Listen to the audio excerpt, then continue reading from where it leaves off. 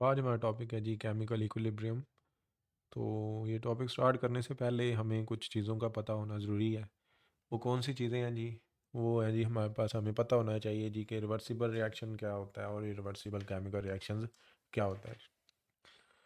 तो chemical reaction basically क्या होता है? तो केमिकल रिएक्शन होता है कि जब भी कोई बॉन्ड जो है या तो वो बने या ब्रेक हो या चेंज हो, तो हम कहते हैं कि वो क्या हुआ, केमिकल रिएक्शन टेक प्लेस हुआ। तो इस पे हमारी एक डिटेल वीडियो है जी बेसिकली। तो इसके अलावा हमने टाइप्स ऑफ केमिकल रिएक्शन की भी बात उसमें की हुई है। तो उसमें से हम दो की बात करेंगे जी आज, रिवर्सिबल या इरिवर्सिबल केमिकल रिएक्शन। तो बेसिकली अब रिएक्ट अब केमिकल रिएक्शन को लिखा कैसे जाता है? तो आप जी लेफ़्ट की तरफ जी रिएक्टेंट्स रखते हैं और राइट की तरफ आप प्रोडक्ट जो रिएक्टेंट मिल के बनाती हैं। तो इस तरह केमिकल जो आपके पास रिएक्शन है उसको लिखा जाता है और इसके लिखने को हम क्या कहते हैं? केमिकल इक्वेशन कहते हैं। तो 1803 से पहले 1803 से पहले ऐसा समझा जाता था कि सारे जो केमिकल रिएक्शन है वो यूनिडायरेक्शनल होते हैं।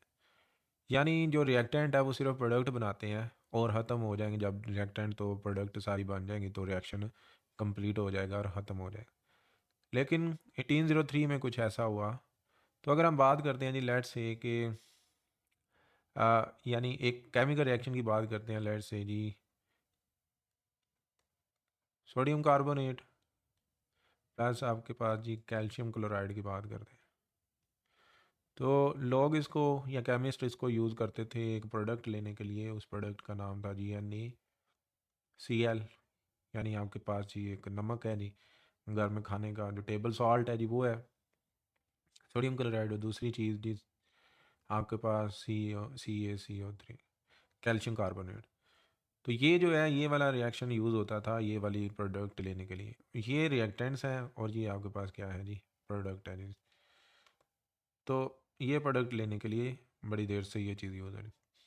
अब अगर हम बात करते हैं ये सोडियम कार्बोनेट के स्ट्रक्चर की बात करते हैं तो ये क्या चीज़ है जी।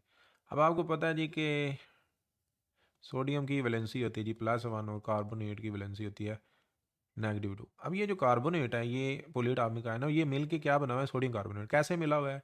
तो ये जो 2 है जी, ये वाला 2, ये क्रिस क्रॉस मेथड से किधर आ जाता है जी, इधर आ जाता है और इसको इधर लिख देते हैं जी। और ये जो 1 है जी ये इधर आ गया, 1 को लिखना ज़रूरी नहीं होता। तो बेसिकली Na2CO3 यानी सोडियम कार्बोनेट इस तरह बना हुआ है। अब आपने कैल्शियम की बात करते हैं चले जी। तो कैल्शियम बेसिकली सेकंड ग्रुप में है तो इस पे चार्ज कौन सा होता है जी? इसी तरह क्लोरीन बेसिकली पे चार्ज क्या होता है जी? -1। फिर वही बात है जी कि ये वाला 1 इधर और ये वाला जो 2 है जी ये वाला ये इस जगह पे लिख दो तो इस तरह कैल्शियम क्लोराइड बने। तो ये जो दो आपके पास कंपाउंड्स हैं जी, और दोनों ही आयनिक कंपाउंड्स हैं, ये इस तरह बेसिकली बने हैं।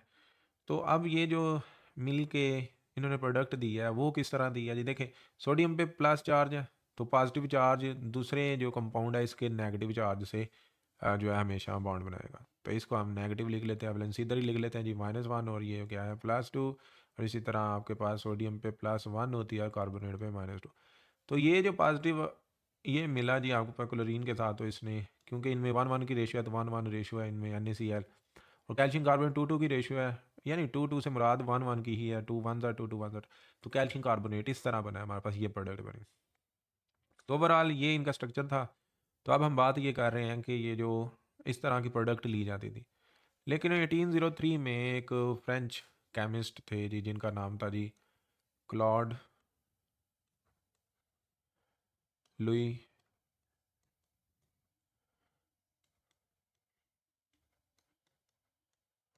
बर्थोले। तो क्लॉड लुई बर्थोले ने बेसिकली एक चीज़ ऑब्जर्व की। उसने क्या देखा, उसके ज़हन में आया जी कि देखें रिवर के मतलब दरिया के पानी के अंदर सोडियम कार्बन यानी सॉरी जी सोडियम क्लोराइड भी पाया जाता है और कैल्शियम कार्बोनेट जो चूने का पत्थर होता है। आपको पता है पहाड़ों में आमतौर पे पाया जाता है, रॉक्स होती हैं चूने की। तो कैल्शियम कार्बोनेट की रॉक्स होती हैं। तो ये दोनों चीज़ें अवेलेबल हैं। तो लैब के अंदर तो इन दोनों चीज़ों को यूज़ करके ये प्रोडक्ट ली जाती थी। लेकिन ना नेचर में ये दोनों चीज़ें मौजूद है और उसने देखा कि उसने दरिया के किनारे पे उसने सोडियम कार्बोनेट और कैल्शियम क्लोराइड के जो डिपॉज़िट है ना वो उसे मिले।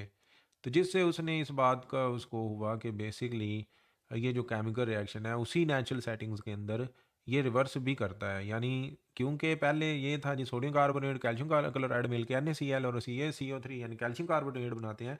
लेकिन अब उसे ये देन में आया जी सोडियम क्लोराइड और कैल्शियम कार्बोनेट दोबारा मिलके ये जो रिएक्टेंट थी ये एज ए प्रोडक्ट बना रहे हैं। तो ये बात समझ आई जी कि रिएक्शन जो केमिकल रिएक्शन है वो सिर्फ फॉरवर्ड ही नहीं जाते बल्कि बैकवर्ड भी आ जाते हैं और नेचुरल सेटिंग्स में आते हैं। यानी देखो सारे जो केमिकल रिएक्शन है बेसिकली उनको बैक किया जा सकता है लेकिन आपको सेटिंग्स चेंज करनी पड़ती है, आपको कंडीशन चेंज करनी पड़ती है। लेकिन ये रिवर्सी ये जो जिसकी हम बात कर रहे हैं यानी टू वे रिएक्शन जो है इनमें आप जी सेटिंग चेंज नहीं करते, कंडीशन चेंज नहीं करते, उसी कंडीशन में रिएक्टेंट प्रोडक्ट देती हैं और प्रोडक्ट रिएक्टेंट देती है। तो बेसिकली वो जो पहले ख्याल किया जाता था जी कि वो एक ही तरफ रिएक्टेंट सिर्फ प्रोडक्ट ही बनाते हैं तो उसे कहते थे इरिवर्सिबल केमिकल रिएक्शन। और बाद में जब ये पता चला जी कि बेसिकली टू वे जो केमिकल रिएक्शन है उनको बोला गया जी रिवर्सिबल केमिकल रिएक्शन। यानी जो केमिकल रिएक्शन होते हैं वो रिवर्सिबल भी होते हैं और इरिवर्सिबल केमिकल रिएक्शन भी होते हैं। तो इस तरह यानी रिवर्सिबल केमिकल रिएक्शन का पता चला जी। आगे हम बात करते हैं जी इनकी प्रॉपर्टीज़ की बात करते हैं। तो चलें जी।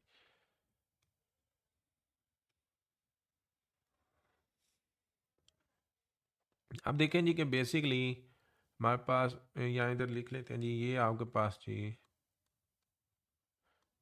रिवर्सिबल केमिकल रिएक्शन और ये हम लिख लेते हैं जी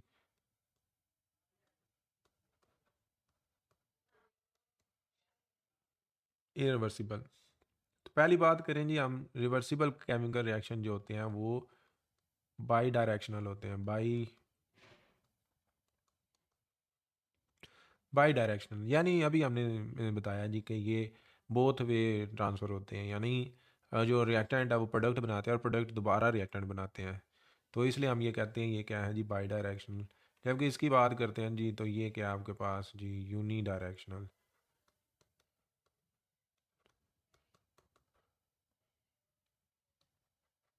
तो आपके पास जो इरिवर्सिबल केमिकल रिएक्शन होते हैं वो हमेशा यूनी डायरेक्शनल होते हैं। यानी वो रिएक्टेंट जो है वो सिर्फ प्रोडक्ट ही बनाते हैं।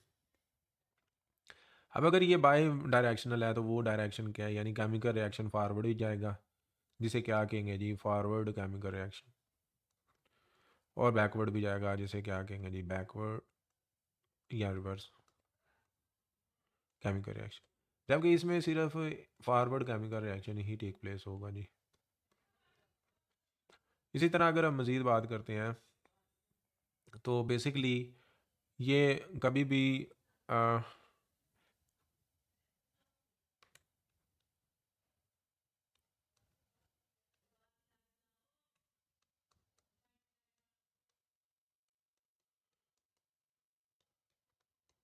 तो ये कभी भी 100% जो है कंप्लीट नहीं होता। उसकी वजह क्या है जैसे ही रिएक्टेंट प्रोडक्ट थोड़ी सी बनाते हैं तो प्रोडक्ट एक लेवल पे आके वापस रिएक्टेंट बनाना शुरू कर देते हैं।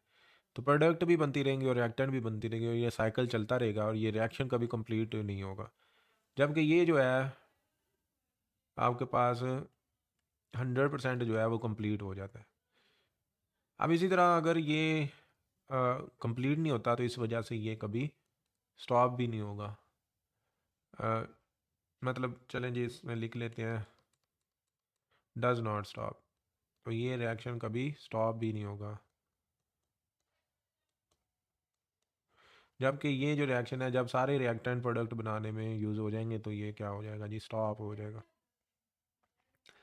अब मज़ीद बात करते हैं तो रिवर्सिबल केमिकल रिएक्शन में जब रिएक्टेंट की जो रेट है जी प्रोडक्ट बनाने का और प्रोडक्ट बनाने का जो रेट है जी रिएक्टेंट बनाने का वो जब इक्वल हो जाएंगे तो फिर हम कहते हैं कि ये क्या फिर आपको ऐसा लगेगा जैसे कोई रिएक्शन हो ही नहीं रहा लेकिन इंटरनली वो रिएक्शन स्टार्ट रहेगा।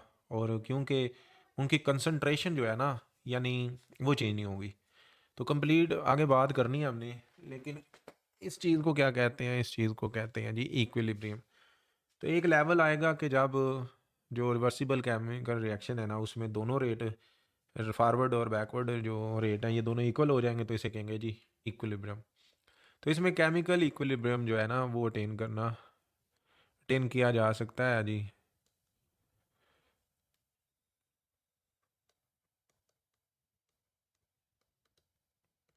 जबकि इसके अंदर हम केमिकल इक्विलिब्रियम अटेन नहीं कर सकते।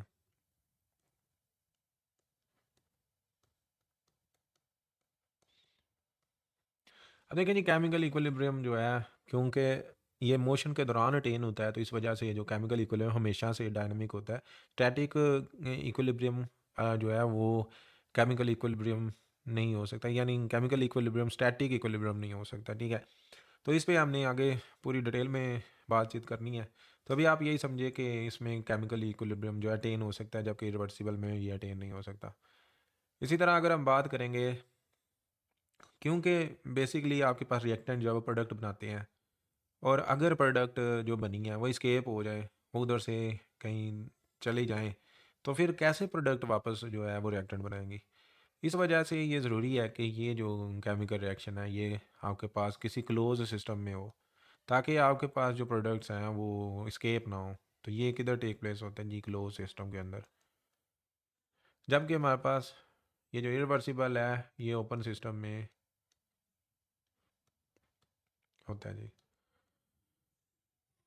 अब मज़ीद अगर बात करते हैं, तो सेम कंडीशन का होना भी बड़ा ज़रूरी है। यानी रिवर्सिबल उसी को कहा जाएगा ना कि आपके पास जिन कंडीशंस पे रिएक्टेंट जो है वो प्रोडक्ट बना रहे हैं, उसी कंडीशन में प्रोडक्ट भी रिएक्टेंट बनाएं। तो कंडीशन का सेम होना ज़रूरी है।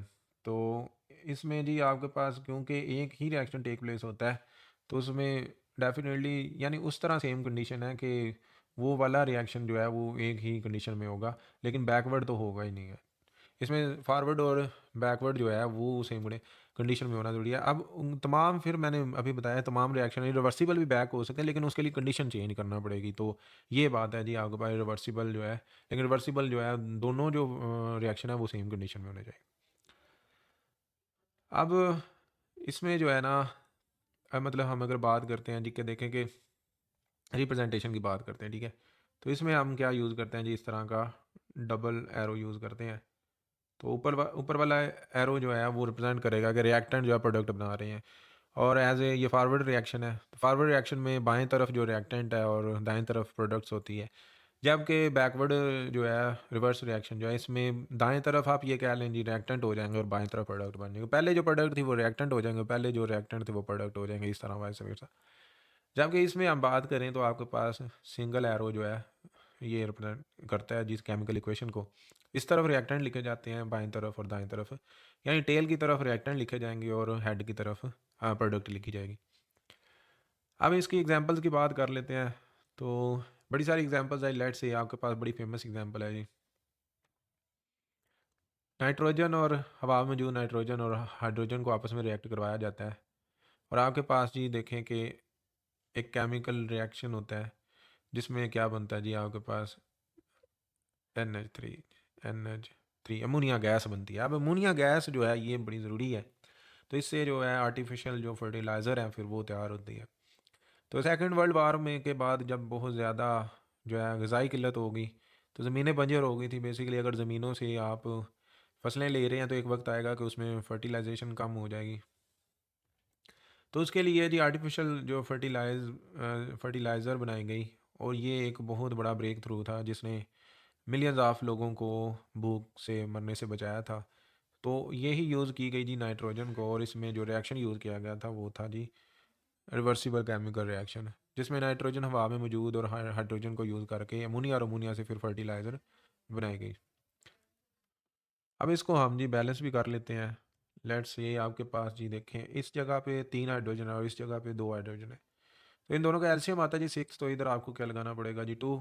तो इस तरह 3 2 6, और इधर आपको क्या लगाना पड़ेगा जी 3 3 2 6। हाइड्रोजन जो है वो इक्वल हो गया है, और नाइट्रोजन ऑलरेडी जी इधर एक था, एक 1 2 2 नाइट्रोजन, और इधर 2 है और इधर 1 है, तो 2 1 2।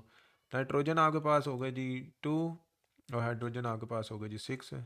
और इसी तरह इस जगह पे भी नाइट्रोजन 2 हो गए जी, प्रोडक्ट साइड पे भी 2 नाइट्रोजन और हाइड्रोजन भी आपके पास 6 हो गए। तो इस तरह बैलेंस होगी। तो अब ये एक जी आपके पास एग्जांपल है किसकी जी, रिवर्सिबल केमिकल रिएक्शन की, ठीक है। लेकिन एक बात है जी कि आपने इसमें जो रिप्रेजेंटेशन है वो आपने डबल हेड एरोज़ के साथ करनी है, जो कि रिवर्सिबल केमिकल रिएक्शन को शो करेगा। अब मज़ीद बात करेंगे जी, आपके पास सल्फ़र डाइऑक्साइड जो है ऑक्सीजन के साथ जो है रिएक्ट करके प्रोडक्ट देती है जी, सल्फ़र ट्राईऑक्साइड, सॉरी जी, सल्फ़र ट्राईऑक्साइड, जो कि रिवर्स होके दोबारा आपको सल्फ़र डाइऑक्साइड और ऑक्सीजन जो है वो देती है। तो इसलिए इसमें ये वाला आप एरो लगाएंगे। तो इसको बैलेंस भी कर लेते हैं जी। ऑक्सीजन इस जगह पे 3 है और इस जगह पे 2 है। ऑक्सीजन बेसिकली इधर आप 2 लगा लें तो 3 2 6 हो जाएंगे। सल्फ़र भी 2 हो गए, तो इधर करते हैं जी, सल्फ़र आपके पास 2 हो गए और ऑक्सीजन आपके पास 6 हो गई।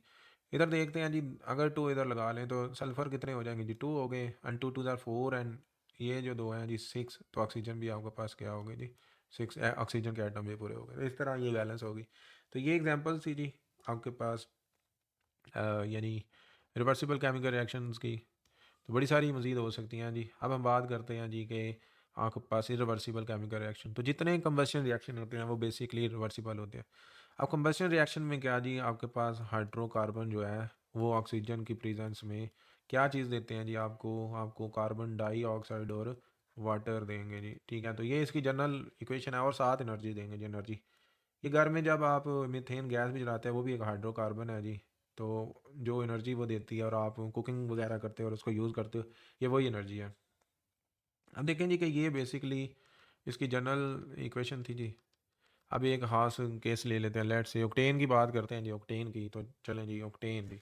तो आपके पास जी लेट से C8H8 ऑक्टेन है जी, प्लस ऑक्सीजन O2। अब ऑक्टेन जब ऑक्सीजन की प्रेजेंस में, फिर प्रोडक्ट सेम रहेगा जी, कार्बन डाइऑक्साइड और आपके पास वाटर और एनर्जी, एनर्जी। अब देखें कि ये एक केमिकल रिएक्शन है जिसके अंदर एनर्जी तो निकल गई, अब वो एनर्जी वापस तो नहीं आएगी, जो इनको वापस जोड़ के आपके पास जो ऑक्टेन दे और ऑक्सीजन दे देंगे, यानी जो प्रोडक्ट है वो दोबारा रिएक्टेंट नहीं देंगे। तो इस वजह से हम ये कहते हैं कि ये जो केमिकल रिएक्शन है बेसिकली ये रिवर्स नहीं होता, इस वजह से ये क्या है, इरिवर्सिबल केमिकल रिएक्शन है। तो इसको भी हम बैलेंस करने की कोशिश करते हैं जी। तो ये देखें जी, आपके पास हाइड्रोजन की बात करें तो इधर 2 हैं तो उधर भी 2 हैं जी, ठीक है। तो सॉरी 8 थे इधर जी, ठीक है, 8 थे, ये गलती हमसे हुई है। तो 8 है, सॉरी जी, ठीक है। तो आपको क्या करना है जी, इसका जो एलसीएम है जी, तो आपको इधर 4 2 ज़ार 8 करना है, ठीक है, एचसीएफ सॉरी। तो इधर आपके पास जी इधर 8 पूरे हैं, पहले इधर भी 8 हो गए और इधर भी 8 हो गए। कार्बन भी पूरे करते हैं, इधर 8 है तो इधर भी आपको क्या लगाना पड़ेगा जी, 8 लगाना पड़ेगा, तो कार्बन भी पूरे हो गए। अब ऑक्सीजन पूरी कर लेते हैं। तो 2 ये है, 2 8 दर 16 एंड 4 16 एंड 20 हो गया। 2 इधर पहले से मौजूद है तो इधर क्या लगा देंगे जी, 10 लगा देंगे, 10 2 ज़ार 20, आपके पास ऑक्सीजन भी पूरे हो गए। तो इस तरह बैलेंस होगी इक्वेशन। और मजीद एसिड बेस जो आपके पास एसिड बेस न्यूट्रलाइजेशन जो रिएक्शन है जी, एसिड बेस, तो एसिड बेस न्यूट्रलाइजेशन रिएक्शन कहलाते हैं जी। इसमें आपके पास एक न्यूट्रल कंपाउंड आता है जिसे साल्ट कहते हैं जी। तो साल्ट याद रखना है जी आपने, ना एसिडिक होता है ना बेसिक होता है। वैसे चीज़ों को दो कैटेगरीज में डिवाइड किया जाता है, यहाँ तो चीज़ें एसिडिक होती हैं, यहाँ बेसिक होती हैं। तो साल्ट बेसिकली न्यूट्रल होता है, जो कि ना एसिडिक ना। तो इस तरह आपके पास जो दूसरी चीज़ आएगी वो है जी आपके पास वाटर। तो ये जनरल इक्वेशन है, हमेशा याद रखना है। जब भी एक स्ट्रॉन्ग एसिड और बेस मिलती है तो ये आपको प्रोडक्ट देती हैं। तो एक स्पेसिफिक केस की बात कर लेते हैं जी, लेट्स। तो आपके पास जी चलें जी, तो एक स्ट्रॉन्ग एसिड ले लेते हैं। अब कौन सा जी, HCl। तो HCl और एक स्ट्रॉन्ग बेस जी, जैसे पोटेशियम हाइड्रोक्साइड ले लेते हैं। तो आप देखें कि बेसिकली एच पे +1 और क्लोरीन पे -1, और क्योंकि पोटेशियम फर्स्ट उसमें है जी आपके पास जी फर्स्ट ग्रुप में है, इस वजह से इस पे भी +1। और ये हाइड्रोक्सिल आयन वैसे पॉलीएटॉमिक आयन है, इस पे नेगेटिव आयन, नेगेटिव चार्ज होता है, -1। तो इसमें प्रोडक्ट क्या बनेगी, पॉजिटिव जो है नेगेटिव के साथ जुड़ के आपके पास H+ है, तो OH के साथ हमेशा जुड़ के आपके पास H2O यानी वाटर देती है। और इसी तरह आपके पास KCl यानी पोटेशियम क्लोराइड जो है ये बनेगा। पोटेशियम में +1 और -1 दोनों बराबर हो जाएंगे। तो इस तरीके से आपके पास जो है प्रोडक्ट आएगी। अब KCl एक साल्ट है, पोटेशियम क्लोराइड और ये वाटर है, यही दो इसकी क्या है जी प्रोडक्ट्स हैं। अब देखें जी, ये पहले से ही बैलेंस है। तो इस तरीके से अब ये जो है ये आपके पास रिवर्स नहीं होगी, ठीक है, रिएक्शन। तो एक दफ़ा जो प्रोडक्ट बन गया वो वापस आपको रिएक्टेंट नहीं देंगी। तो ये एग्जांपल थी जी रिवर्सिबल केमिकल रिएक्शन की। तो हमने बात की जी रिवर्सिबल केमिकल रिएक्शन और इरिवर्सिबल केमिकल रिएक्शन। आगे हम बात करेंगे जी इक्विलिब्रियम ठीक है, तो उसकी तफसील से बात करते हैं जी। तो केमिकल इक्विलिब्रियम की बात कर।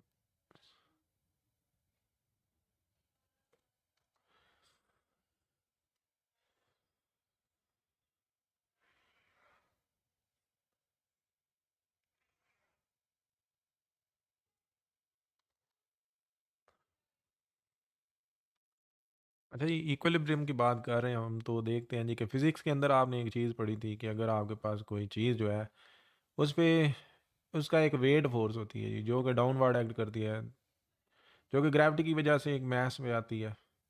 इसी तरह जिस चीज़ पे वो पड़ा हुआ है, लेट्स से टेबल, तो टेबल की एक फ़ोर्स होती है जो इसको ऊपर रखे हुए है, और उसे क्या कहते हैं, नॉर्मल फोर्स, ये सतह की फोर्स। तो ये अपोजिट होती है वेट फोर्स की। जब ये वेट फोर्स और नॉर्मल फोर्स दोनों बराबर हो जाए, नेट फोर्स ज़ीरो हो जाए, तो ये चीज़ जो है ये इक्विलिब्रियम में है। यानी नेट फोर्स ज़ीरो हो तो जो ऑब्जेक्ट है वो किस में होता है जी, आपका इक्विलिब्रियम में होता है। तो यानी, लेकिन क्योंकि ये ऑब्जेक्ट रेस्ट में भी है, तो रेस्ट में जो इक्विलिब्रियम जो अटेन होता है जी, उसे हम क्या कहते हैं, उसे कहते हैं जी स्टैटिक इक्विलिब्रियम।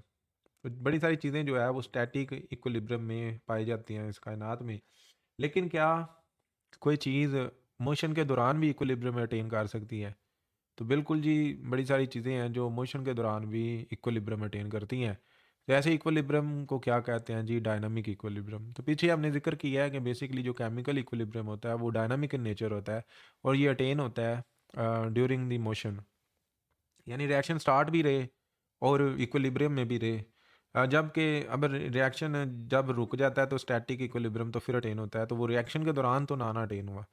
तो जो केमिकल रिएक्शंस होते हैं, केमिकल इक्विलिब्रियम होते हैं, वो बेसिकली डायनामिक इन नेचर होते हैं। तो यही हमने बात करनी है। तो लेट्स से अगर हम बात करते हैं, इसको इलस्ट्रेट करते हैं, तो चलें जी डायनामिक इक्विलिब्रियम को समझाने की कोशिश करते हैं। तो आप फ़र्ज़ करें जी आपके पास जी, तो पहले हम बात कर लेते हैं जी कि है क्या जी। तो अगर आपके पास रेट ऑफ फॉरवर्ड रिएक्शन जो है वो इक्वल हो जाए जी रेट ऑफ रिवर्स रिएक्शन के, तो हम ये कहते हैं जी कि ये एक वो स्टेट है, यानी कौन सी जी, इक्विलिब्रियम की स्टेट है जी। तो आपने ये बात याद रखनी है जी। तो बात करते हैं क्या हम बात कर रहे हैं। तो चलिए जी, तो लेट्स स्टेट करते हैं जी। लेट्स से आपके पास यानी सिटी ए है और आपके पास जी देखें जी सिटी सिटी बी है।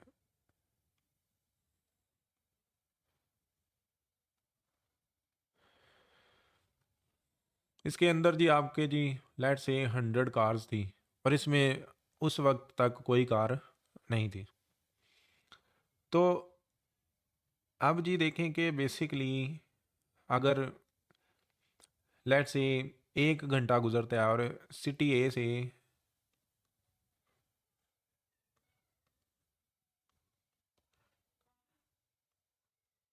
सिटी ए से जो है 30 कार्स जो है 1 घंटे में सिटी बी में आ गई। तो अब इसकी जो कंसंट्रेशन है वो कितनी रहेगी जी, 70, और इसकी कितनी रहेगी जी, 30। तो इसमें क्या इक्विलिब्रियम, अभी तक कोई चीज़ इक्विलिब्रियम में नहीं है। अब अगला घंटा गुजरता है तो इसमें मज़ीद 20 कार्स जो है, मज़ीद 20 कार्स जो है अगले घंटे में वो सिटी ए से फिर से सिटी बी में आती है। तो अब किधर जी, अब इधर 50 रह गई और इधर भी 50 रह गई। तो अब ये बैलेंस हो गया। अगर ये रुक जाएगा तो बेसिकली ये जो है ये इक्विलिब्रियम में है जी, 50 इधर आ गई, 50 इधर आ गई। लेकिन देखें केमिकल रिएक्शन के केस में बात करें तो केमिकल रिएक्शन तो अगर होता रहेगा तो उसकी इक्विलिब्रियम की बात करनी है ना। तो इस तरह तो नहीं हम कर सकते। तो अब क्या होता है जी कि आपके पास जी क्या मतलब, अब अगला जो घंटा गुजरता है तो फिर अब इस केमिकल रिएक्शन में ना, इसको हम चले रिएक्टेंट्स कह लेते हैं और इसको प्रोडक्ट कह लें, साथ साथ वो भी लेके चलते हैं। तो अब जी आपके पास इधर 50 है और इधर 50 है। अब चले एक और चीज़ कर लेते हैं जी, 20 मज़ीद कार्स जो हैं वो अगले घंटे में, तो ए से बी में आई। अब इधर कितनी रह गई, अब इधर रह गई जी आपके पास जी 30 और इधर 70 हो गई। अब अगला घंटा गुजरा तो 10 कार्स जो है ना, 10 कार्स वो सिटी बी से वापस सिटी ए में आई। तो ये अब क्या है जी, अब अगला घंटा गुजरा तो फिर सिटी ए से 10 कार्स 10 कार्स जो है वो ए से बी में गई, और इसी तरह फिर जो भी आर गुजर रहा था उसमें सिटी बी से 10 कार्स ए में जा रही थी और सिटी बी में। तो जब इधर वापस 10 गई तो ये 40 हो गई, वापस इधर 10 चले गई तो फिर 30 हो गई, फिर इधर 70 हो गई, और इसमें वो जो 30 ही रही, हर घंटे में 30 पूरी हो जाती थी और इसमें हर घंटे बाद 70 पूरे हो जाते। तो बेसिकली इन इसका रेट की बात की जाए तो अगर पहले रेट्स की को छोड़ दिया जाए, पहले इन रेट्स को छोड़ दिया जाए, ठीक है, तो 10 कार्स पर आवर और इसका भी 10 कार्स पर आवर, दोनों में बैलेंस आ गया। उसमें 30 थी और इसमें 70 थी। हर दफ़ा जब भी मोशन होता था ए से बी में तो एक में 30 रहती थी और एक में 70 रहती थी। तो इसमें जो बैलेंस है ना, इसी को इक्विलिब्रियम कहते हैं। तो इक्विलिब्रियम में एक बात समझ आई कि कंसंट्रेशन का एक जैसा होना ज़रूरी नहीं, यानी 50-50 का होना ज़रूरी नहीं है। तो ये बड़ा अहम पॉइंट है, इसको आपने याद रखना है। बल्कि रेट का एक जैसा होना ज़रूरी है जी। 10 अगर इधर से जा रही हैं 10, पहले इवन इधर ज़्यादा थी, उधर तो कोई आया नहीं थी, ठीक है, लेकिन जिस पे भी, जिस लेवल पे भी, जिस कंसंट्रेशन पे भी वो रेट जब इक्वल हो गया तो फिर हम कहते हैं जी कि उसने क्या अटेन कर लिया जी, इक्विलिब्रियम अटेन कर लिया। तो आपके पास जी इक्विलिब्रियम की अभी हमने बात की थी, जो रेट ऑफ फॉरवर्ड जो है वो इक्वल हो जाए रेट ऑफ रिवर्स रिएक्शन में, तो फिर हम कहते हैं जी कि ये इक्विलिब्रियम है। अब इसको ना साथ हम ग्राफ में भी देख लेते हैं। तो पहले हम कंसंट्रेशन का ग्राफ बनाते हैं और फिर हम रेट का ग्राफ बनाएंगे। तो कंसंट्रेशन, तो वाई एक्सिस पे हम जी कंसंट्रेशन रखते हैं और इधर टाइम रखते हैं जी, ठीक है। तो टाइम, अच्छा जी देखें, अब सिटी ए में 100 कार्स थी, तो लेट से इधर से स्टार्ट करते हैं। तो पहले जी उसकी 30 हुई, फिर मज़ीद 20 कम हुई, फिर मज़ीद 20 कम हुई, और बाकी जी 30 रह गई, और ये फिर 30 ही रही थी। जैसे मतलब मोशन चल रहा था, कार्स ट्रैवल कर रही थी, लेकिन ये रेट चेंज नहीं हुआ, ठीक है। इसको सबको साथ मिला लेते हैं जी, तो इस तरह, ठीक है। अब सिटी बी की बात करें और कलर चेंज कर लेते हैं जी। सिटी बी की बात करें तो ज़ीरो थी, ज़ीरो से 20, 30 सॉरी, फिर चलें थोड़ा सा, 30 फिर 20 फिर 20 और फिर इक्वल हो गई जी, यानी 70 के। तो फिर ये 70 ही रही और ये 30 रही, जहाँ पे कंसंट्रेशन एक जैसी होगी जी। ये वो पॉइंट था जहाँ पे इक्विलिब्रियम अटेन हुआ था। तो कंसंट्रेशन का जो है ना वो कांस्टेंट होना ज़रूरी है, उसका इक्वल होना ज़रूरी नहीं। तो ये बात क्लियर रखें जी। इसी तरह रिएक्टेंट जो है वो प्रोडक्ट बनाएंगी, तो प्रोडक्ट जो है रिएक्टेंट बनाएंगी। इनके अंदर जो ये क्या है जी, आपके पास फॉरवर्ड रिएक्शन का रेट है, ठीक है, और ये क्या है जी आपके पास रिवर्स रिएक्शन का रेट है। तो ये रेट इक्वल होने चाहिए जी आपके पास, ना कि प्रोडक्ट कितनी बनी है। कहीं कहीं ऐसे केमिकल रिएक्शन है जिसमें प्रोडक्ट बड़ी ज़्यादा बन जाती है और बाकी रिएक्टेंट कम है और फिर इक्विलिब्रियम अटेन होता है। और कईयों में रिएक्टेंट जो है वो थोड़े से भी प्रोडक्ट बना लें तो प्रोडक्ट साथ ही रिएक्टेंट बनाना शुरू कर देती हैं, तो फिर आप इक्विलिब्रियम अटेन करते हैं। तो कंसंट्रेशन का कोई इसमें कंडीशन नहीं है, उन वो फिर कांस्टेंट हो जाती हैं रिएक्शंस के बाद, सॉरी इक्विलिब्रियम के बाद, इक्विलिब्रियम के बाद कांस्टेंट होती है, ये भी कंडीशन है। लेकिन इक्वल होना ज़रूरी नहीं, जबकि जो आपके पास रेट है उसका इक्वल होना ज़रूरी है। अब हम रेट की भी बात कर लेते हैं, ठीक है। तो चलें जी,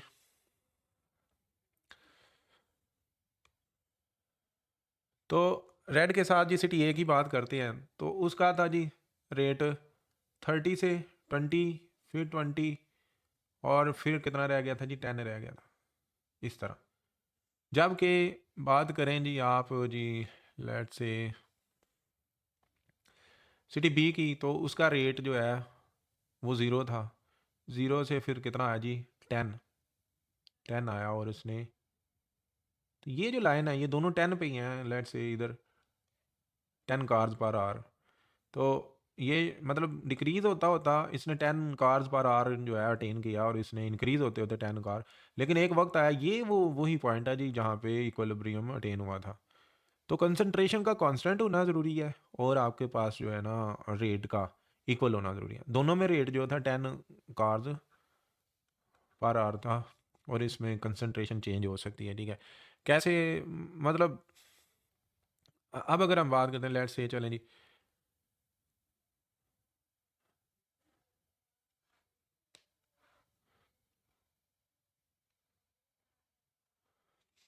तो फिर से 100 कार्स हैं सिटी ए में, और सिटी बी में अभी कोई कार नहीं है, चले। तो सिटी ए में लेट्स से 20 कार्स जो हैं एक घंटे में उधर गई, ठीक है। अब इधर कितनी होगी जी? 20 कार्स हो गई। अब क्या हुआ, अगला घंटा गुजरा ना, तो 10 कार्स जो हैं वो वापस आ गई। तो इधर कितनी होगी जी? अब इधर 90 हो गई, और इधर कितनी, पहले 80 थी अब 90 हो गई, इधर कितनी रह गई जी? 10। अब फिर से 10 कार्स फॉरवर्ड गई, और 10 कार्स, और ये वाली जो रोटेशन है ये चलती रही। इधर पूरे 90 होते रहे और इधर पूरे 10 होते रहे। अभी इसका लेट्स से ग्राफ बनाते हैं जी। तो अब देखें जी कि 100 थी, ठीक है। तो 100 से कितनी हुई जी? पहले 80 हुई, कम होके फिर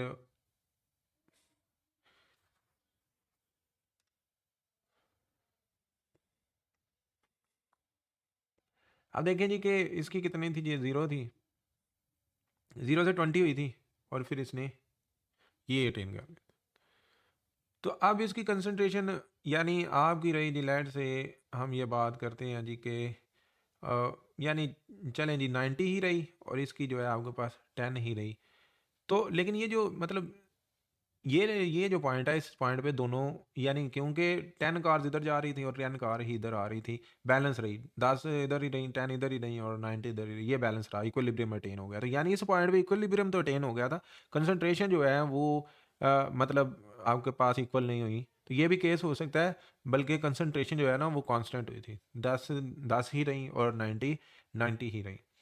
इसके रेट की बात करते हैं, तो रेट बेसिकली फिर से आपके पास जी 20 से क्या हुआ था जी? 10 हुआ था, और ये 0 से क्या हुआ था जी? 10 हुआ था। तो ये वाला जो आपके पास पॉइंट आया था ना, जहाँ पे दोनों बराबर हो गए थे, तो ये क्या आपके पास इक्विलिब्रियम, जहाँ पे 10 कार्स पर आर जो है अटेन हुआ था। तो बात समझ आई जी आपको कि इक्विलिब्रियम जो है वो बेसिकली किसी भी कंसंट्रेशन पे जो है अटेन हो सकता है, लेकिन रेट का इक्वल होना ज़रूरी है। तो मेरे ख्याल से आपको ये बात समझ आ गई। चलें जी, इससे पहले ना हम जो है एक तीसरा केस भी डिस्कस कर लेते हैं। लेट्स से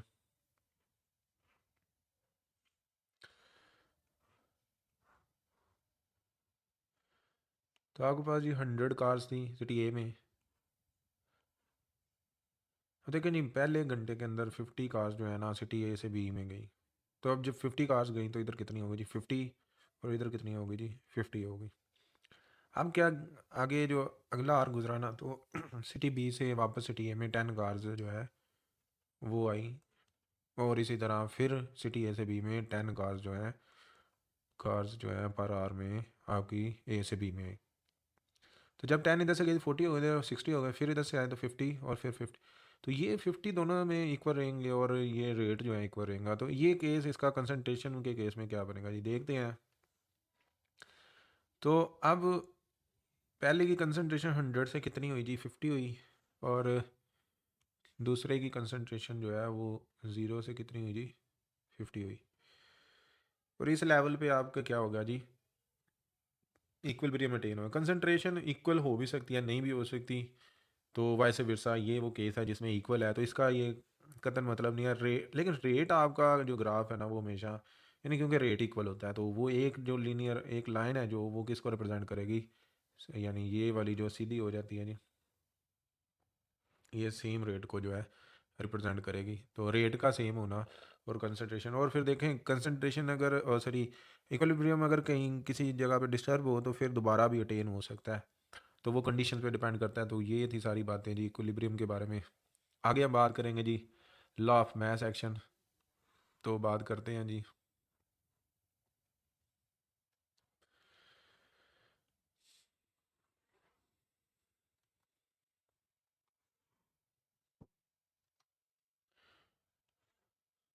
तो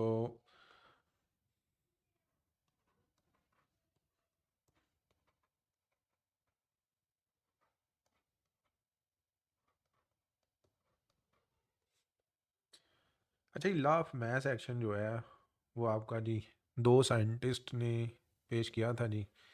तो बेसिकली वो साइंटिस्ट कौन थे जी? तो थे जी मतलब आपके पास जी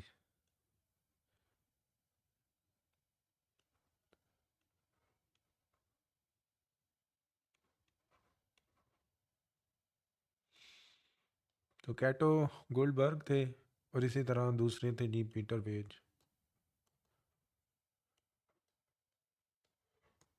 तो पीटर वेज और कैटो गोल्डबर्ग ने ये जो लाया है 64 से 1864 से 1879 के दौरान ये है। इसमें डिफरेंट जो है डिस्कशन होती रही और फाइनल इसको शेप दी थी 79।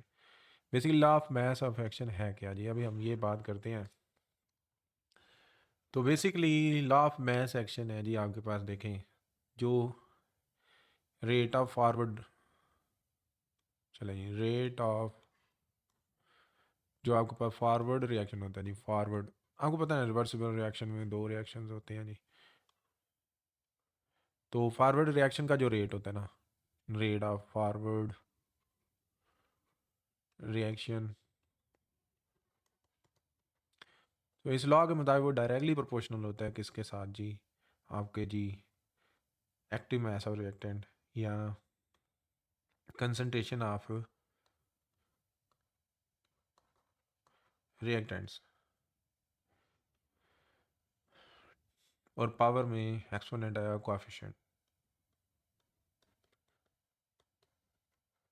अब ये कोएफिशिएंट क्या है, एक्टिव मास क्या है जी, ये हम मुकम्मल बात करेंगे। तो इसी तरह आपके पास जी देखें कि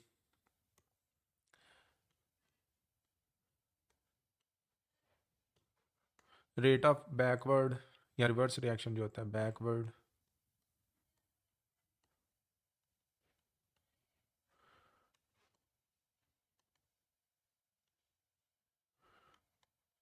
is directly proportional with the, तो कंसंट्रेशन ऑफ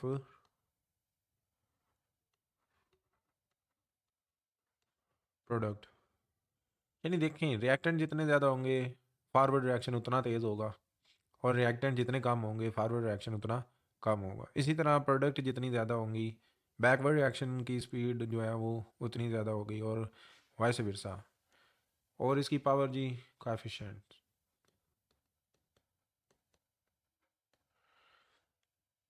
अब देखें जी कि अगर ये है जी हमारे पास लॉ ऑफ मास एक्शन, तो अगर ये डायरेक्टली प्रोपोर्शनल है तो ये इक्वल कब होगा, यानी अगर हम इसको रेट ऑफ फॉरवर्ड को आर एफ लिख लें तो ये इक्वल हो जाता है जी।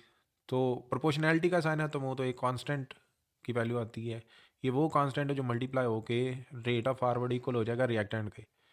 तो इसके जो आपके पास जी कांस्टेंट है उसे कहते हैं तो कांस्टेंट एफ के एफ सबस्क्रिप्ट में। तो ये जी एक्टिव मास ऑफ रिएक्टेंट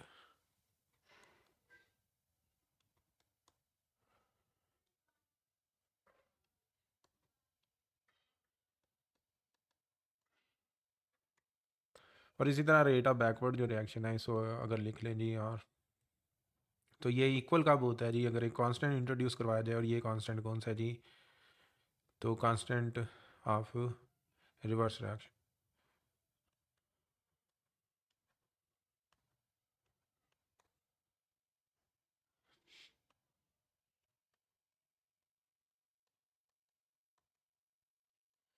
तो अब ये आपके पास जी देखें ये लॉ है कि रेट ऑफ फॉरवर्ड रिएक्शन जो है वो किस पे डिपेंड करता है जी, रिएक्टेंट्स पे डिपेंड करता है, वो जितने ज़्यादा होंगे रेट ऑफ फॉरवर्ड रिएक्शन ज़्यादा होगा, और रेट ऑफ रिवर्स रिएक्शन जो है वो प्रोडक्ट्स पे डिपेंड करता है, प्रोडक्ट्स ये। तो ये आपके पास लॉ ऑफ मास एक्शन। तो अब हम चलें जी, ये आपके पास हो गई लॉ ऑफ मास एक्शन। अब इसकी एप्लीकेशन है जी इक्विलिब्रियम में, यानी वो वाला पॉइंट जहाँ पे इक्विलिब्रियम जो अटेन होता है जी, उस पर अगर बात करते हैं तो आपके पास जी देखें कि इक्विलिब्रियम पॉइंट पे,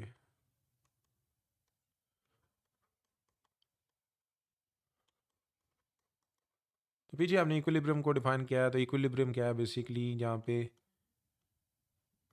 रेट ऑफ फॉरवर्ड जो है वो इक्वल हो जाता है रेट ऑफ रिवर्स रिएक्शन के।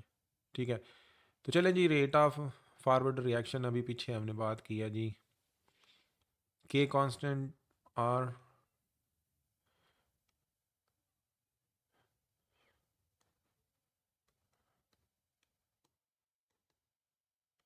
Active mass of reactant, power था, पावर थी जी कोएफिशिएंट्स।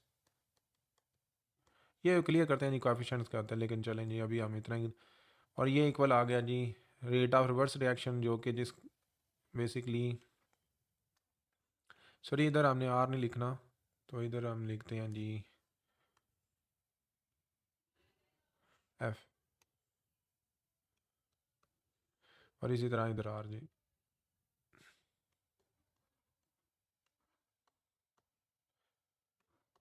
कंसंट्रेशन ऑफ प्रोडक्ट, इस ब्रैकेट को कंसंट्रेशन और एक्टिव मास भी कहा जाता है। एक्टिव मास वो होता है जी जो बेसिकली रिएक्टेंट में पार्ट लेता है, और इक्विलिब्रियम अटेन करने में जितना आपके पास मास होता है जी वो एक्टिव मास होता है। इसी तरह कोएफिशिएंट, कोएफिशिएंट क्या होता है, नंबर ऑफ मोल। ठीक है, ये बातें क्लियर करते हैं जी अभी क्या हम बात कर रहे हैं जी। चलें जी, अब अगर हम जी इधर लेट्स से इधर हम क्या करते हैं जी, के आर और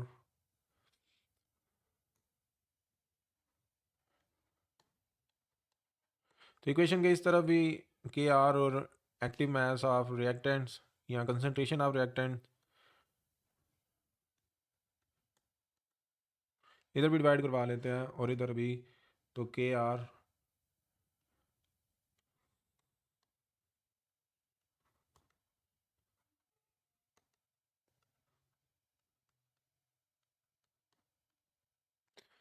तो अब जी आपके पास रिएक्टेंट्स, रिएक्टेंट से क्या हो जाएंगे जी, कैंसिल हो जाएंगे, और के आर जो है के आर से, तो इस जगह पे आपके पास क्या आ जाएगा जी,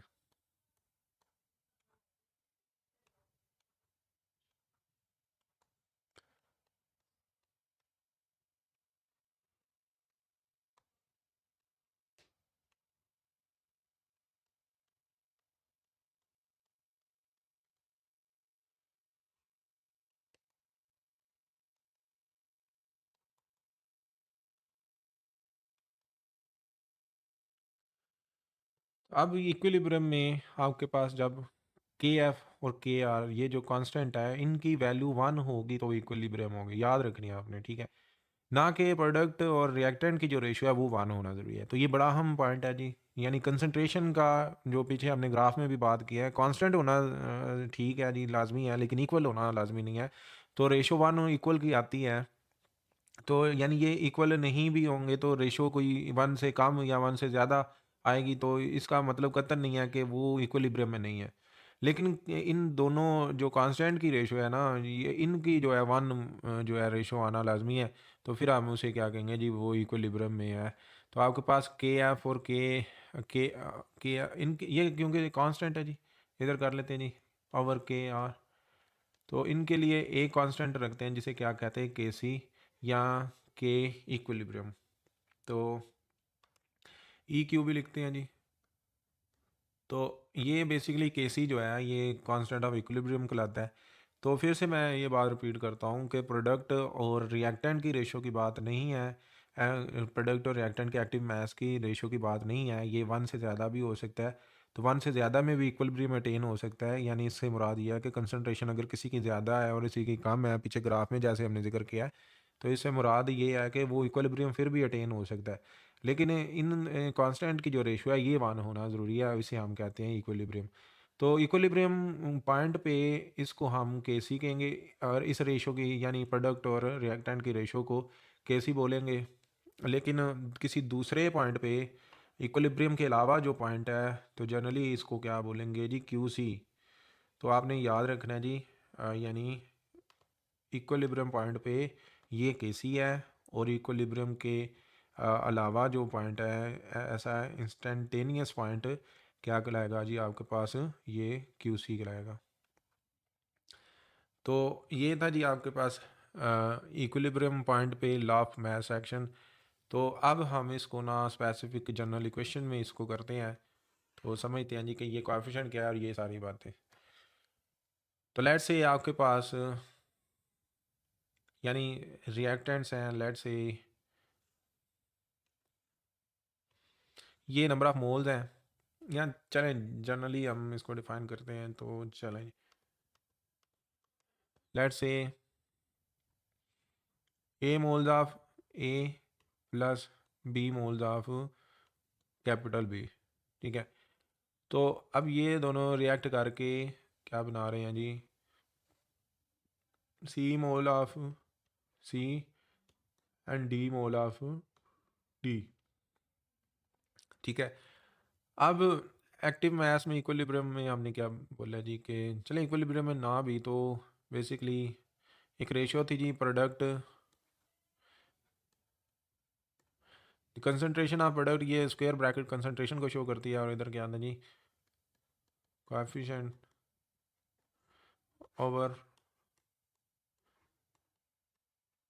रिएक्टेंट्स। तो आप जी देखें कि बेसिकली आपके पास प्रोडक्ट क्या है जी, तो कंसंट्रेशन ऑफ, तो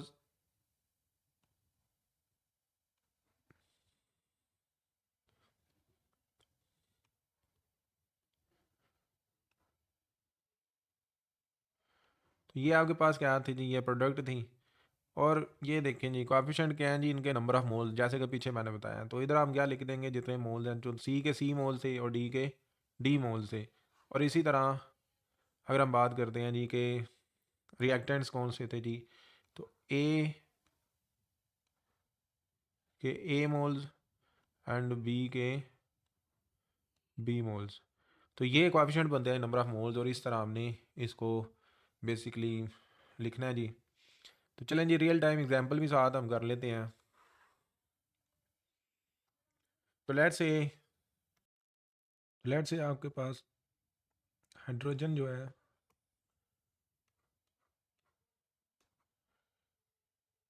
प्लस आयोडीन जो है, बेसिकली जब रिएक्ट करते हैं तो आपके पास हाइड्रोजन आयोडाइड जो है बनती है, जो वापस रिएक्ट करके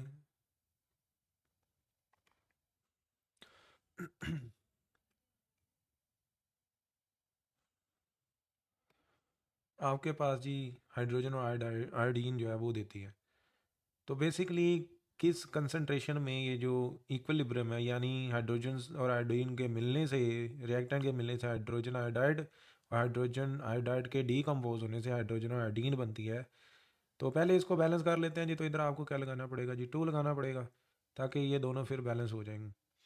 तो इक्विलिब्रियम पॉइंट कब आता है जी, जब आपने याद रखना है जी कि 0.05 मोल पर डी एम क्यूब हाइड्रोजन अगर तो कंसंट्रेशन है जी इनकी, ठीक है जी। जैसे हमने स्क्वायर ब्रैकेट में क्या चीज़ रिप्रेजेंट की थी जी, कंसंट्रेशन। तो ये कंसंट्रेशन है जी इनकी, सही है, 0.06 मोल पर डी एम क्यूब, लीटर भी कहलाता है जी। आयोडीन हो तो आपके पास इक्विलिब्रियम पॉइंट पे हाइड्रोजन आयोडाइड की जो कंसंट्रेशन है वो कितनी बनती है, 0.49 मोल पर डी एम क्यूब। तो इतनी कंसंट्रेशन बनती है, और इस पॉइंट पे फिर हाइड्रोजन आयोडाइड जो है हाइड्रोजन आयोडीन बनाना शुरू कर देते। तो इसकी जी हम के सी की वैल्यू फाइंड करेंगे। तो जैसे हमने पीछे एक एक लॉ के मुताबिक एक फार्मूला जनरेट किया था, तो प्रोडक्ट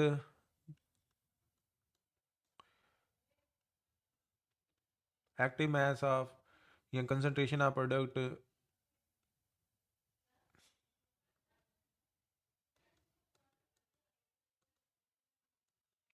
ओवर रिएक्टेंट्स ओवर।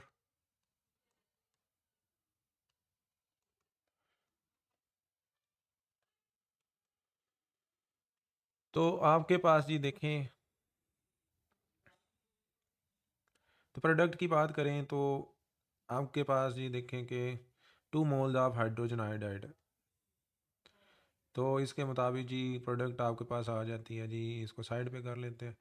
तो हाइड्रोजन आयोडाइड जो है वो प्रोडक्ट है, और इसके नंबर ऑफ मोल्स कितने हैं तो कोएफिशिएंट में आ जाएंगे, तो 2 मोल्स बनते हैं। तो ये इक्विलिब्रियम के पॉइंट पे है, तो इस वजह से के सी इसको लिखेंगे। और आपके पास रिएक्टेंट्स क्या हैं जी, H2 मोल इसके 1 ही है तो कोएफिशिएंट में 1 लिखने हैं तो लिख दे, नहीं लिखना तो ना। तो आयोडीन जो है जी आपके पास, इसकी भी 1 है मोल, तो इसमें के भी कोएफिशिएंट में यानी सॉरी पावर में कुछ नहीं लिखेंगे। अब इनको वैल्यू लिख लेते हैं जी, ये तो फार्मूले में हमने इनकी चीज़ें लिखी, तो वैल्यूज़ लिख लेते हैं जी। तो हाइड्रोजन आयोडाइड जो है इक्विलिब्रियम पॉइंट में कितनी आपके पास मोल बनेगी जी, तो 0.49।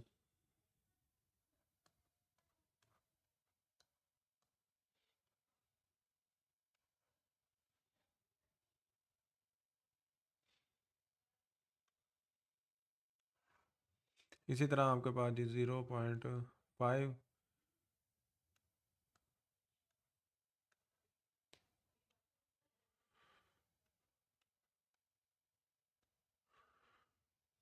और इसी तरह जी आपके पास 0.060, अच्छा जी इधर ज़ीरो था, सॉरी जी, ये 0.06 मोल पर डी एम क्यूब। सॉरी जी, हम बटा डाल रहे हैं तो फिर माइनस का साइन नहीं लगेगा, तो डी एम क्यूब।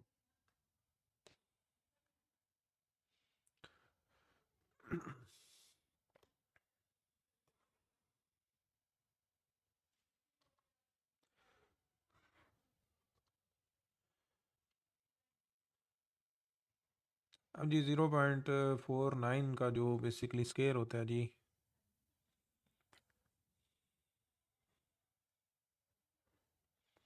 वो आता है आपके पास 0.2401।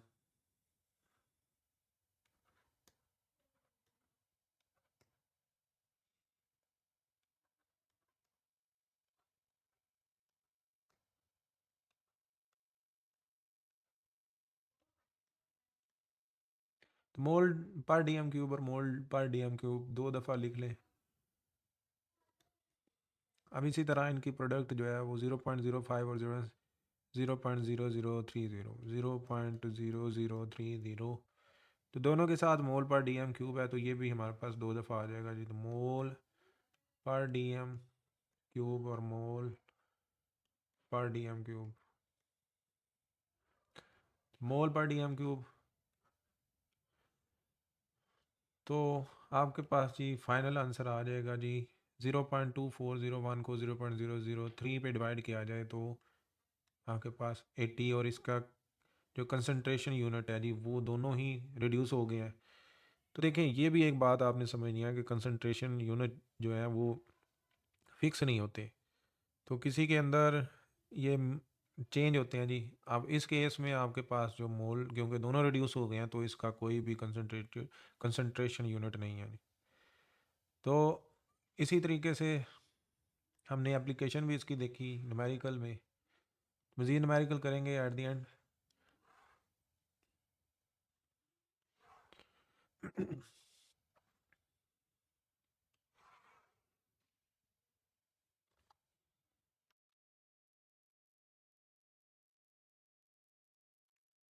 तो अब हम बात करेंगे जी के सी एंड क्यू सी। जैसा कि पीछे हमने बात की है कि के सी से क्या मुराद है, बेसिकली इक्विलिब्रियम कांस्टेंट है। तो इक्विलिब्रियम पॉइंट पे जो हमारे पास जो कांस्टेंट होगा उसे इक्विलिब्रियम कांस्टेंट कहते हैं। तो किसी दूसरे पॉइंट पे, किसी भी दूसरे पॉइंट पे जो हमारे पास कांस्टेंट होगा वो क्यू सी यानी रिएक्शन कोशेंट जो है वो कहलाता है। तो पहले हम के सी की बात करेंगे और फिर क्यू सी की बात करेंगे। तो लेट्स से आपके पास के सी की वैल्यू बहुत बड़ी है 1 से, तो पहले हम बात करेंगे जो के सी की वैल्यू ग्रेटर देन 1 है। इससे क्या मुराद है? इससे मुराद ये है कि लेट से हमने जो एग्जांपल दी थी जी 100 सिटी ए में जो कार्स थी वो अगर ट्रैवल करती हैं सिटी बी में, तो आपके पास ही 90 कार्स जो इधर जमा हो जाती हैं सिटी बी में। फिर जाके कहीं पे जो आपके पास जी लेट से 5 कार्स जो हैं 1 घंटे के बाद बाहर आ रही इधर से, और फिर 5 इधर से, फिर आपके पास जो इक्विलिब्रियम पॉइंट है वो अटेन होता है, यानी रेट ऑफ फॉरवर्ड और rate of reverse reaction equal होते हैं।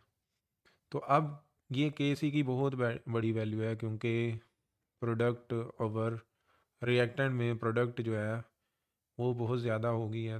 लेट से आपके पास 90 और इधर क्या है 10।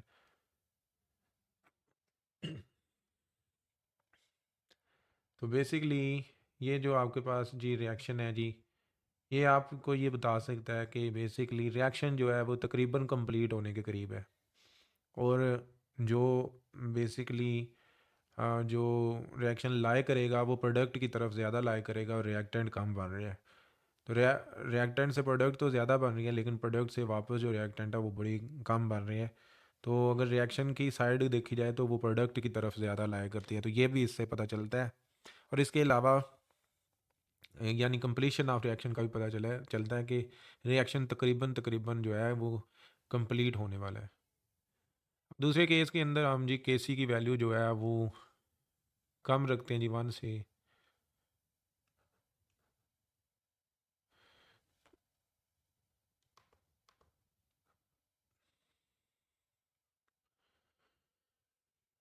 तो लेट से 100 कार थी सिटी ए में और सिटी बी में।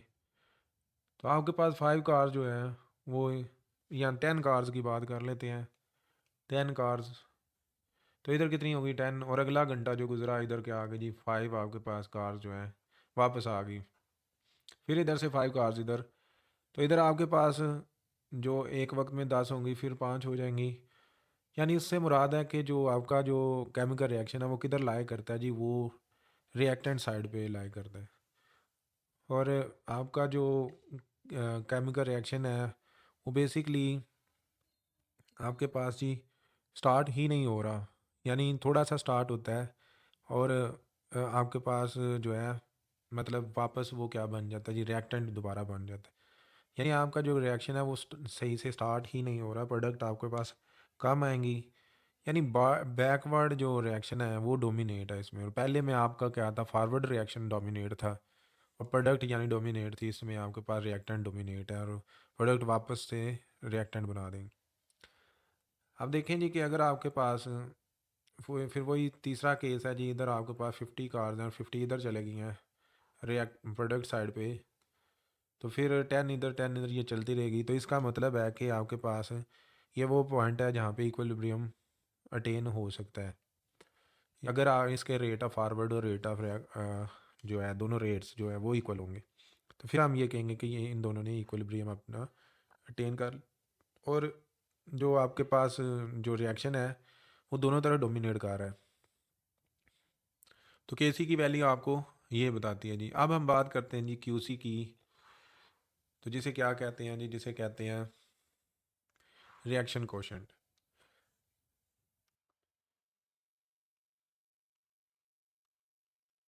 देखें जी क्यूसी हमने बात की थी, रिएक्शन कोशेंट होता क्या है। तो इक्विलिब्रियम पॉइंट के अलावा जो भी रेशो होती है उसे क्या कहते हैं जी, हाँ क्यूसी कहते हैं। तो अगर देखें जी कि रिएक्शन जो है वो बेसिकली के की वैल्यू के सी की वैल्यू ज़्यादा है, यानी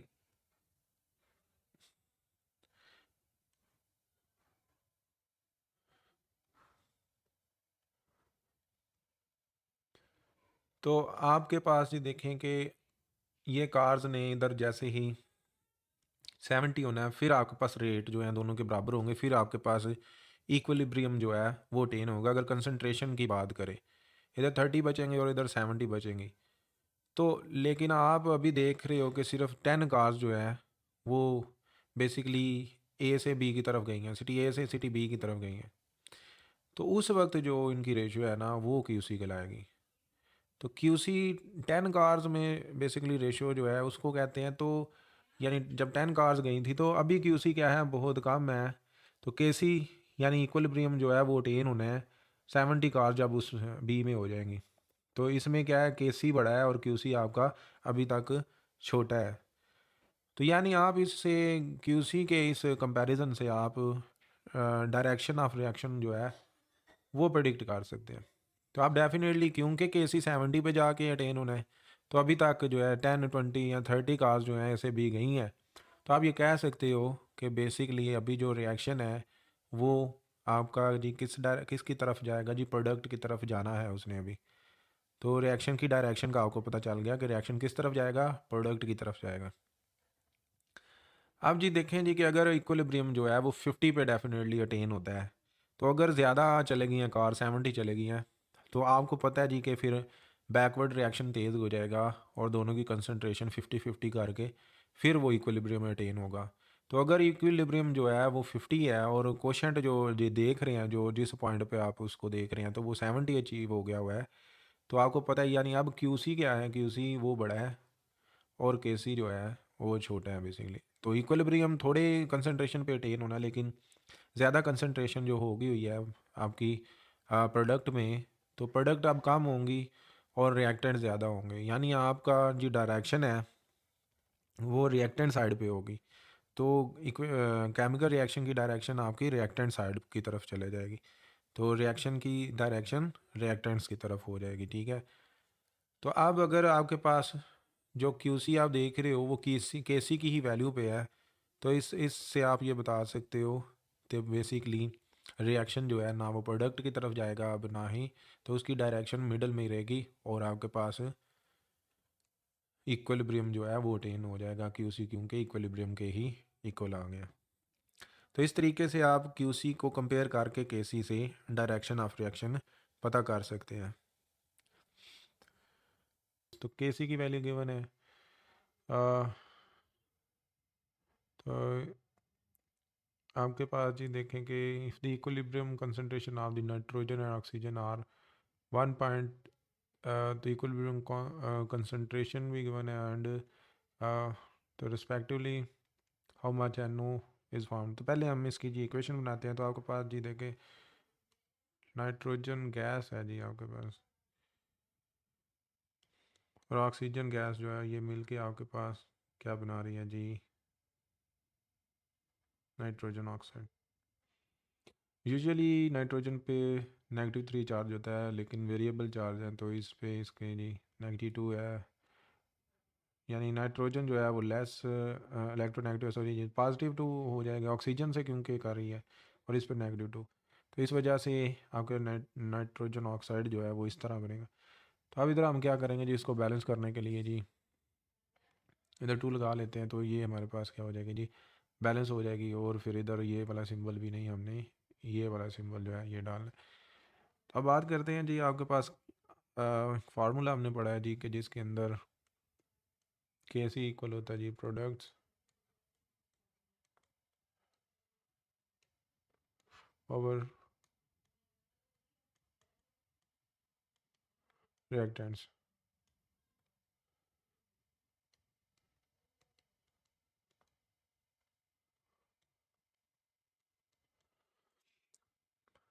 तो इस केस में हमारे पास यानी प्रोडक्ट्स क्या हैं जी, प्रोडक्ट क्या है, नाइट्रोजन ऑक्साइड, और इसकी कंसंट्रेशन जो है वो सॉरी जी नंबर ऑफ मोल्स कितने हैं जी, 2 हैं, कोएफिशिएंट में 2 आया तो हम इसमें पावर में लिख देंगे। इसी तरह रिएक्टेंट है जी नाइट्रोजन गैस और ऑक्सीजन गैस।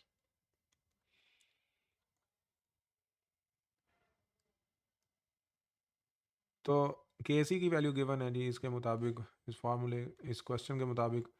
तो के सी की वैल्यू जो है वो कितनी है जी हमारे पास जी 1.1 10⁻⁻5।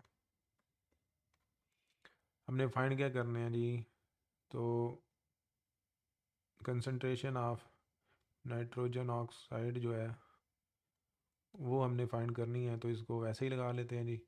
और इसी तरह जो गिवन वैल्यू है जी नाइट्रोजन गैस की, तो 1.7 मल्टीप्लाई 10⁻3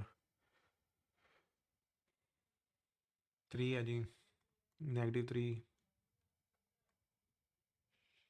और इसी तरह आपके पास जी देखें कि ऑक्सीजन की है जी आपके पास गिवन वैल्यू 6.7 4 है जी, 6.4 मल्टीप्लाई बाई 10⁻³ मोल पर DM³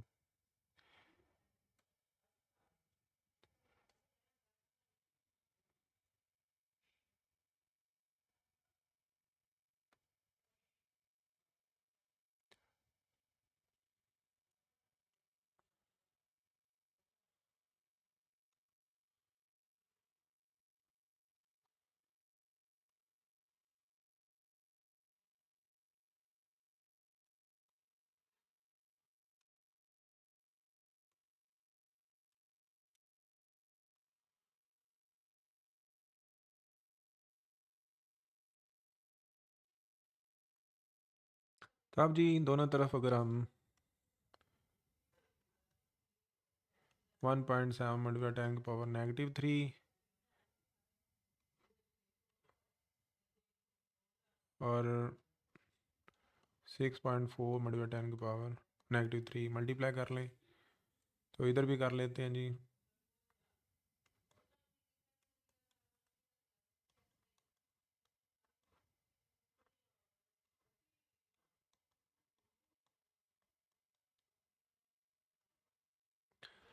तो इसमें एक गलती है जी, आपने इधर जो है ये वाली ब्रैकेट आप यूज़ नहीं करनी।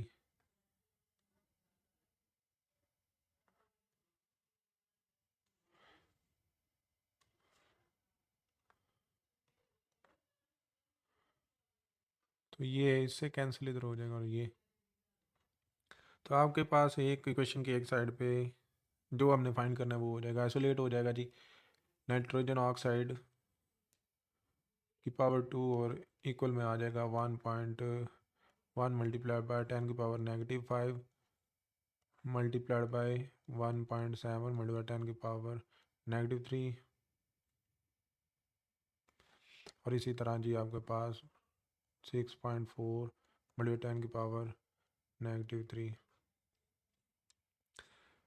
तो बेसिकली इन 1. तो आपके पास जी देखें कि 1.1 मल्टीप्लाइड बाय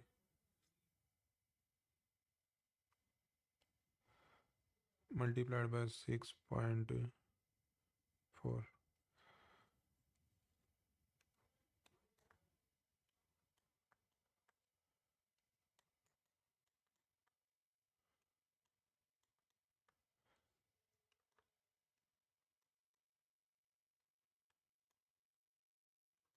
तो -3 -3 एंड -6 और -5 -11 हो जाएंगे।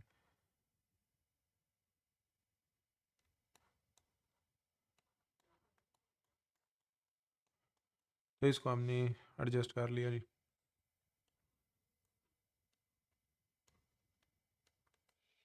अब जी हम दोनों तरफ स्क्वायर रूट ले लेते हैं। नाइट्रोजन ऑक्साइड आ जाएगा, स्क्वायर स्क्वायर रूट से ख़त्म हो जाएगी। तो आपके पास फाइनल आंसर आ जाएगा जी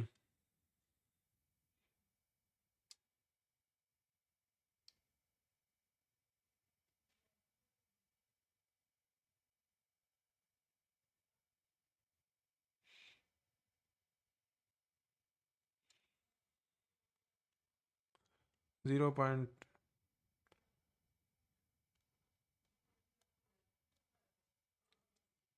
2 3 4 5 6 7 8 9।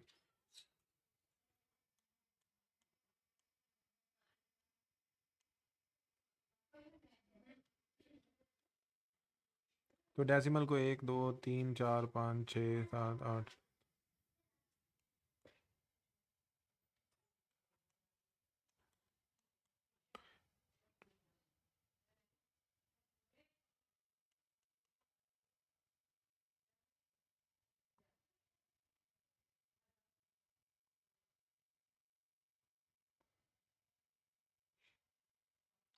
तो ये आपके पास जी फाइनल आंसर आ जाएगा।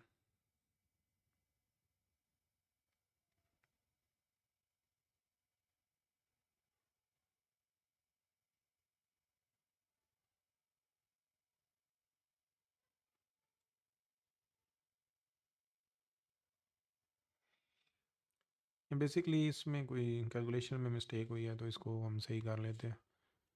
चलें जी सही से करते हैं जी। तो हम ऐसा करते हैं जी, इसको लिख लेते हैं जी 1 पॉइंट, कोई मिस्टेक है जी इसमें देखते हैं, तो स्क्वायर रूट निकाल लेते हैं जी 1.1 का 968। तो ये आता है जी 1.09 मल्टीप्लाई बाय, और इसको देखें ऐसे कर लेते हैं 10 की पावर सॉरी -5 और 2। ये स्क्वायर स्क्वायर रूट से तो आपके पास बचा जी 10 की पावर -5। ये आप हमारा सही आंसर है जी। तो ये फाइनल आंसर आ गया जी। तो आज के लिए इतना ही काफ़ी था जी। तो हमने बात की कि basically reversible irreversible chemical reaction, equilibrium क्या होता है, डायनामिक इक्विलिब्रियम क्या होता है, और के सी क्यू सी, और कुछ न्यूमेरिकल्स की।